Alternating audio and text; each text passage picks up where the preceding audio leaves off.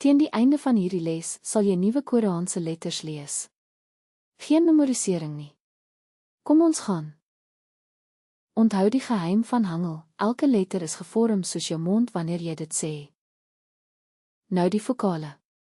Luister en kyk na die lyne. A, O, O, O. Sit 'n medeklinker en 'n vokaal saam en jy kry 'n lettergreep. Soos boublokke. Jou beurt. Lees hierdie hardop. Pauseer as jy moet. Wonderlik.